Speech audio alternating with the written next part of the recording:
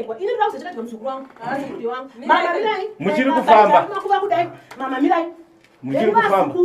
vapenyu kana 24 vazopenyu vapenyu indine muzukuru 1 iye ndiye aenda handiti imi ndine muzukuru vapenyu handiti kana pane chakaitika pamuzukuru wangu botaura chinzwa mai ndakuziya chakatika muzukuru wangu achibudiswa chiswe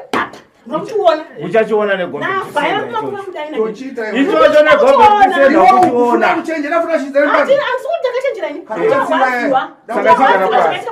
uchachiona chikubuda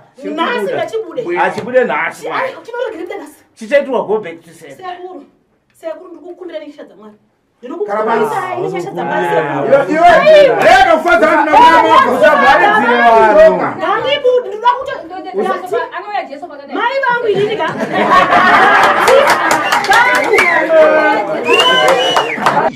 And more stories. Tune into Zim News TV with Robert Tafumani.